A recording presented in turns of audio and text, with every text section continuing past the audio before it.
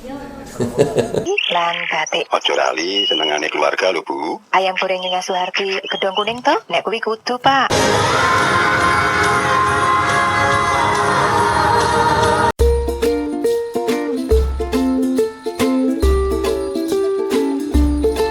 You can always face the long embrace of the setting sun.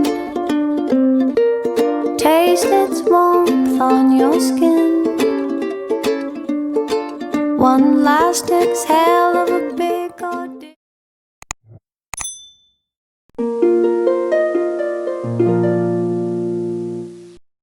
Hai teman-teman semua, apa kabar? Semoga dimanapun teman-teman berada selalu dalam keadaan sehat, bahagia, dan juga tidak kekurangan sesuatu apapun.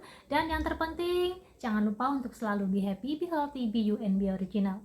Kembali lagi bersama saya Dewi Pobo. Dan juga untuk teman-teman yang baru pertama kali datang ke channel saya ucapkan Sugeng Rawuh, selamat datang. Perkenalkan, saya Dewi, asal saya dari Yogyakarta, dan saya tinggal di Spanyol. Di vlog kali ini saya akan berbagi cerita ke teman-teman tentang pengalaman saya operasi di luar negeri, tepatnya di Spanyol yang saya alami tahun 2019 yang lalu. Bagaimana prosesnya, bagaimana prosedurnya, berapa jumlah biayanya, and so on. So teman-teman ikuti terus dan jangan lupa untuk tekan tombol subscribe dan juga tekan tombol lonceng notifikasi agar teman-teman tidak ketinggalan video-video selanjutnya dari Dewi Bobo Channel, dan juga agar saya semakin semangat untuk membuat video-video selanjutnya. Jadi setiap tahun saya melakukan general check up terhadap tubuh saya, mana tahu nanti ada sesuatu yang kita tidak bisa lihat di dalam tubuh ya, bagian dalam, begitu saya rajin melakukan general check up. Dan tahun 2018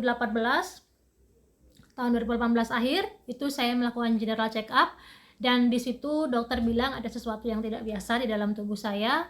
Terus perlu diteliti lebih lanjut lagi. Nah, setelah dari general check up itu saya intens pergi ke rumah sakit untuk melakukan check up lagi, apa progresnya gitu. Kemudian di awal tahun 2019 itu dokter bilang saya harus dilakukan operasi terhadap tubuh saya untuk mengangkat sesuatu yang tidak biasa di dalam tubuh saya tersebut. Jadi teman-teman, saya itu di rahang misfi saya itu ada semacam ada semacam kutil gitu, ada semacam daging kecil yang tumbuh, dan saya tidak merasakan sakit, tidak merasakan keluhan apa-apa. Jadi kalau pada saat itu saya tidak melakukan general check up, saya tidak akan tahu bahwa saya itu ada permasalahan di dalam badan saya tidak tahu. Dan dokternya bilang memang ini tidak berbahaya, tapi lebih baik diangkat sebelum nanti kalau misalnya dia membesar itu bisa menyebabkan kanker. Dan karena dia di bagian dalam, kita tidak bisa melihat perkembangannya secara dengan mata telanjang gitu ya, jadi kita tidak bisa melihat perkembangannya harian gitu. Jadi dokternya bilang lebih baik kita angkat.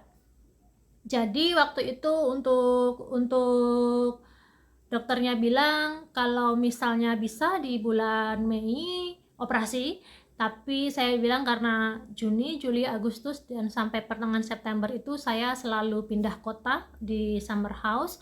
Jadi saya bilang kalau misalnya setelah summer bagaimana gitu. Dokternya bilang is okay, setelah summer tidak apa-apa. Dan akhirnya setelah saya pulang dari liburan di rumah musim panas itu, saya kembali ke kota ini, saya lapor ke dokternya, kemudian saya sudah siap untuk dioperasi.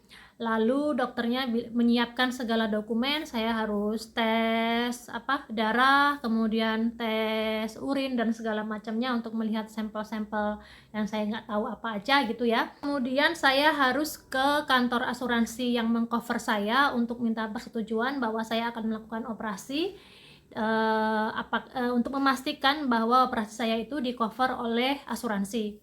Kemudian saya juga diminta dokter untuk request untuk minta darah di rumah sakit untuk memastikan bahwa ada darah untuk saya, mana tahu nanti terjadi pendarahan, karena dokternya bilang untuk operasi seperti kasus saya itu ada perbandingan 1:10. Jadi misalnya ada 10 orang yang dioperasi, itu ada kemungkinan 1 yang mengalami pendarahan, dan saya harus menyiapkan jika itu terjadi pada saya. Jadi saya ke rumah sakit, saya order darah untuk saya, memastikan bahwa harus ada darah untuk saya pada saat hari operasi dilakukan. Untuk persiapan operasi pada saat itu saya sempat mendokumentasikan sedikit, teman-teman bisa lihat di videonya, saya tunjukkan ke teman-teman, tidak semua, tapi untuk persiapannya ada beberapa yang saya dokumentasikan. Ayo kita lihat sama-sama.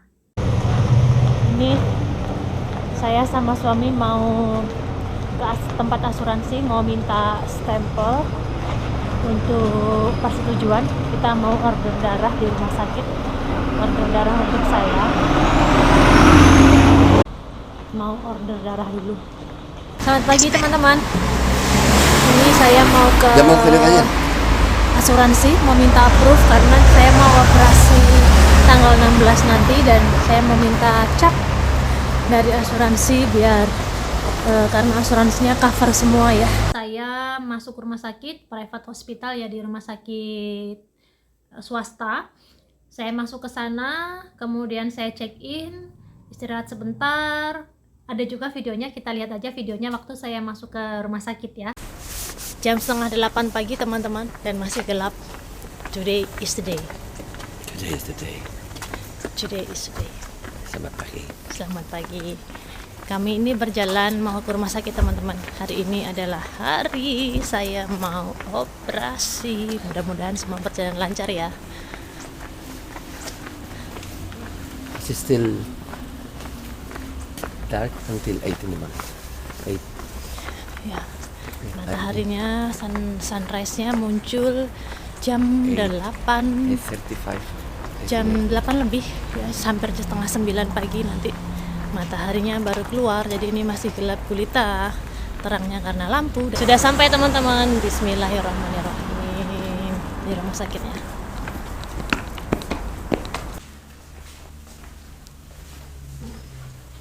Teman-teman, saya check in dulu ya.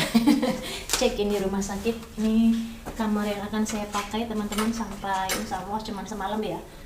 Insya Allah cuman semalam, nggak sampai berhari-hari. Semoga tempat tidurnya, ada sofa kecilnya normal ya teman-teman, bukan very VIP biasa aja.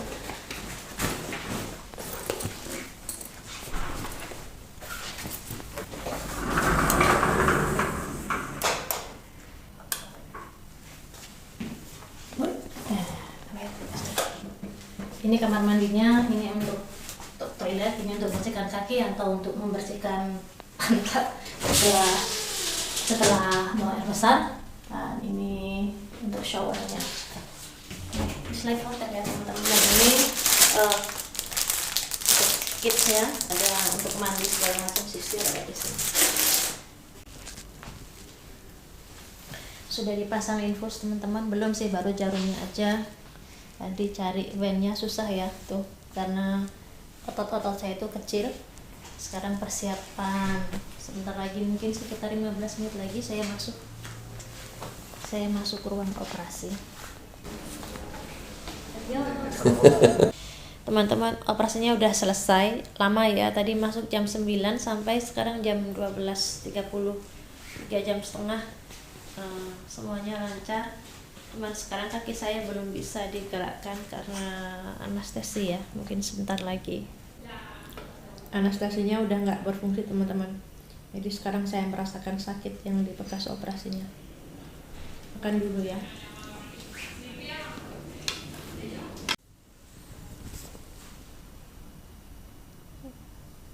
Teman-teman sudah lihat ya, waktu saya masuk saya diambil dari ruangan, dari kamar untuk dibawa ke ruang operasi.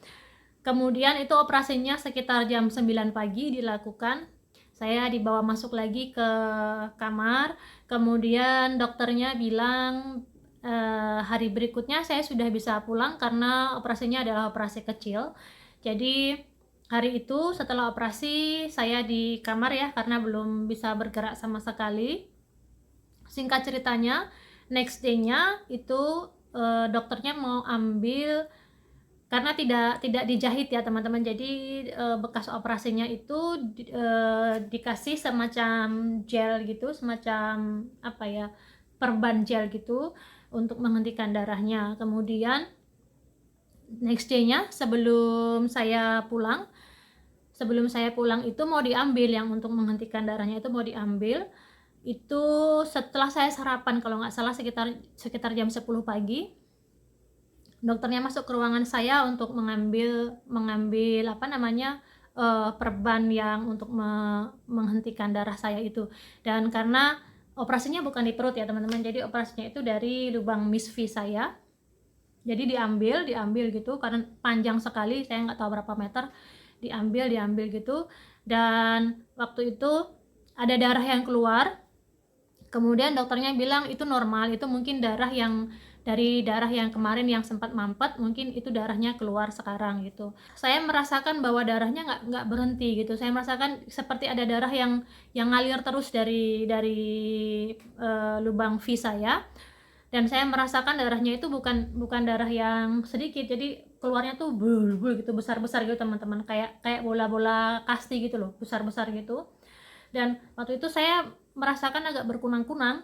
Lalu saya bilang sama suami saya, panggilin suster, ini kayaknya darahnya bukan darah yang kemarin deh, ini banyak banget ini darahnya gitu. Lalu perawat masuk, terus dia telepon sama dokternya bilang tunggu sebentar, itu sebentar lagi nanti juga akan berhenti, itu darah dari sisa operasi kemarin gitu. Lalu saya diganti, karena ada terpal yang di bagian bawah tuh ya, semacam alas agar darahnya tidak kemana-mana, diganti. Dan perawatnya juga kaget, ini banyak banget darahnya gitu. Terus saya diganti lagi pakai tempat tidurnya, alasnya diganti lagi pakai karpet teman-teman, biar enggak darahnya kemana-mana. Terus waktu itu saya merasa saya mau pipis gitu. Terus saya bangun ke kamar mandi, saya pipis, dan waktu saya bangun itu darahnya itu keluar banyak banget. Jadi saya nggak nyangka bahwa darahnya itu akan sebegitu banyaknya. Jadi di lantai itu darahnya banyak sekali. Terus pas saya duduk di toilet, saya merasa saya pingsan, saya bakalan pingsan. Terus saya teriak, panggil Nacho, panggil suster gitu. Nah itu saya udah nggak ingat lagi, nggak ingat lagi. Terus saya ingat lagi itu dokternya ada banyak orang-orang berbaju putih di sekeliling saya gitu ya.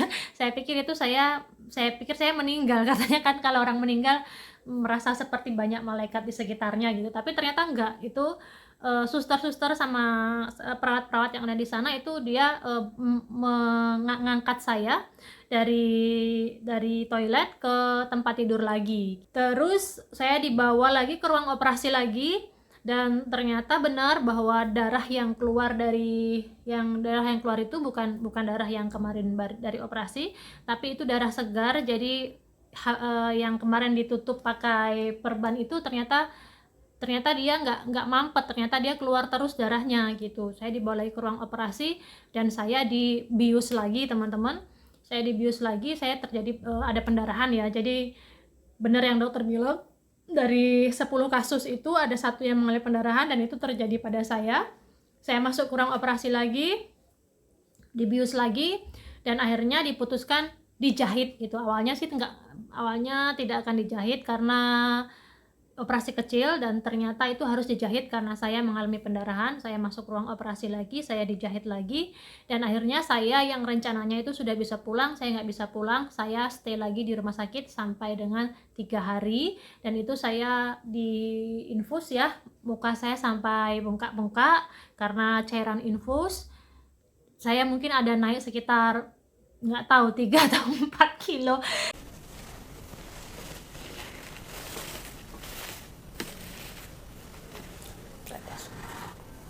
Lanjut, jangan drive dinner. Mani aktivitas teman-teman semuanya ya. Dan satu tebang yang bakal nanangkan sikit teman-teman adalah polisi dari Frank Genjin kali ini.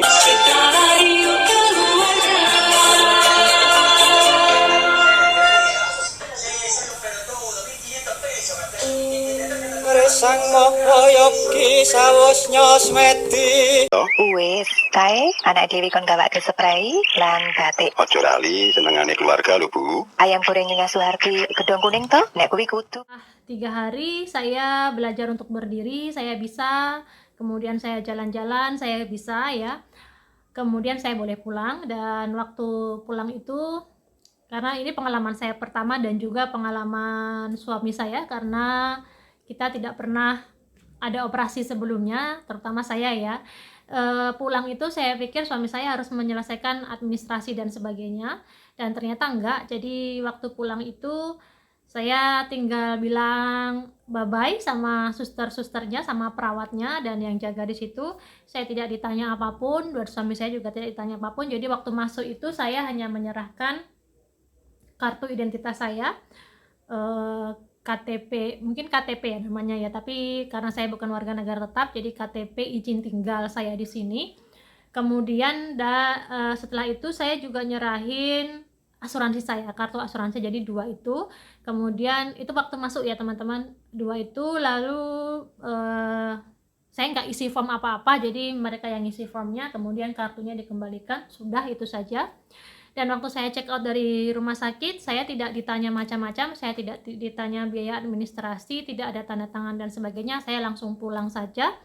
Jadi saya tidak tahu berapa jumlah biaya operasi yang saya lakukan, saya tidak tahu karena semuanya itu di cover oleh asuransi. Dari asuransi saya tidak bisa melihat berapa sebenarnya yang dibayarkan asuransi ke saya untuk biaya operasi.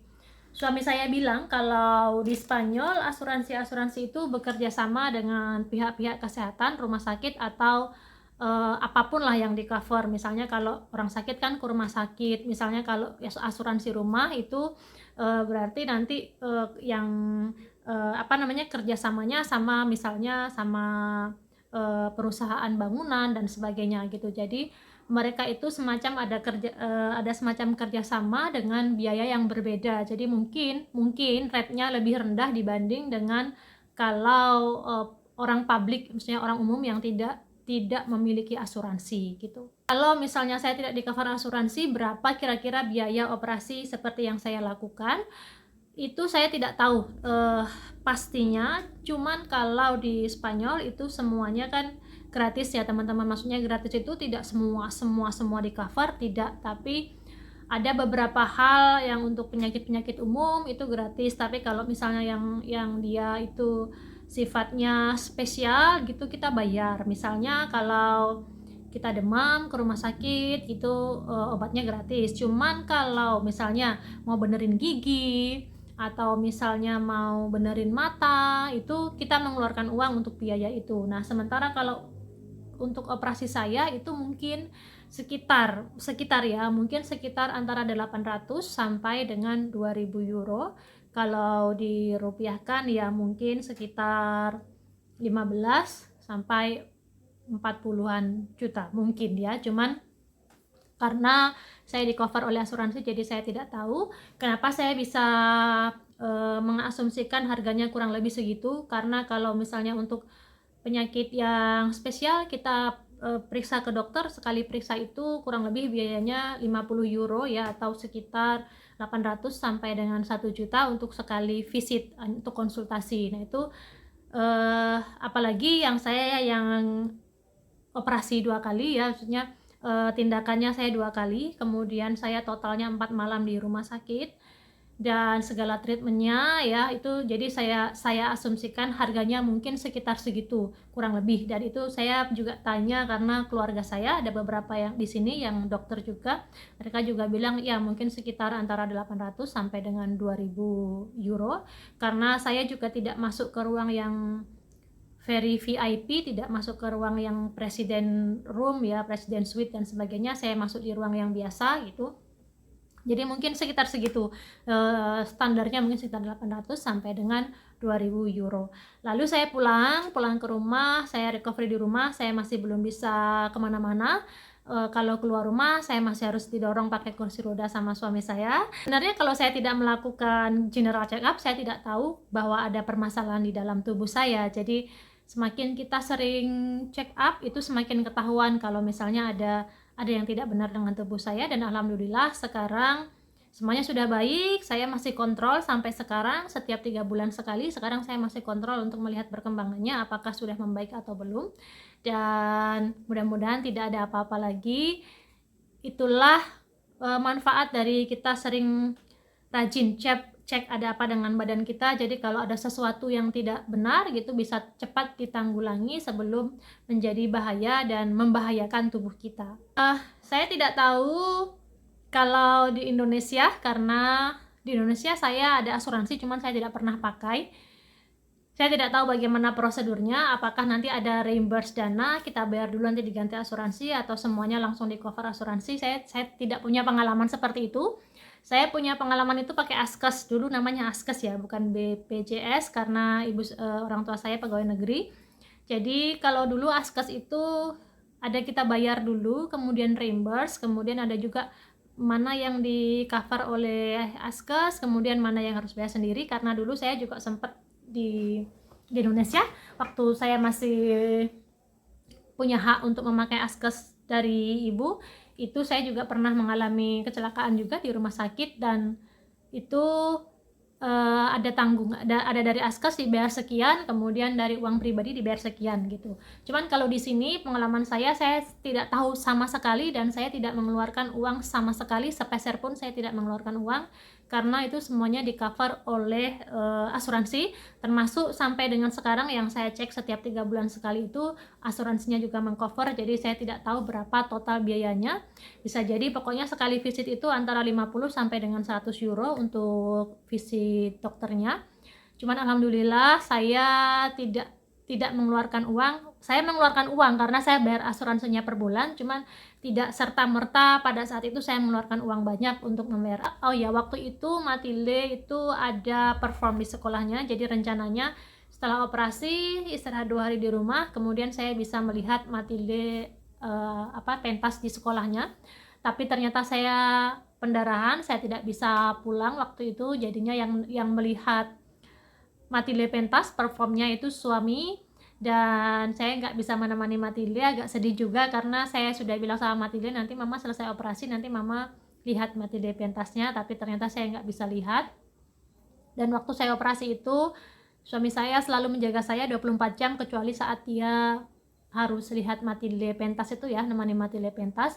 Dan Matilde dijaga tidur di rumahnya kakak ipar, yang menjaga kakak ipar ya, yang antar sekolah, yang jemput sekolah itu kakak ipar, kemudian suami dengan saya. Jadi alhamdulillah di sini saya tinggal bersama, punya keluarga yang sangat baik ya, sangat mendukung, akur gitu ya. Jadi saya merasa tidak sendiri, ada yang membantu saat kita membutuhkan pertolongan, terutama untuk menjaga Matilde. Itu ada keluarga yang siaga untuk mensupport kita dan membantu kita.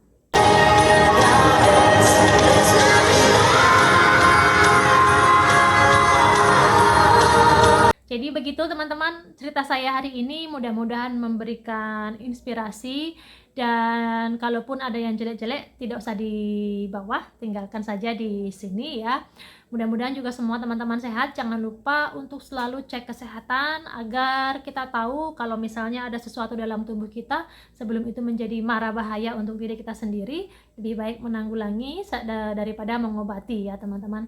So, semoga semuanya sehat, semoga semua dijauhkan dari segala macam penyakit, semoga semuanya bahagia, hidupnya penuh berkah, dan tidak kekurangan sesuatu apapun. Terima kasih sudah menonton, matur nuwun, and I listen in the next video. Bye-bye.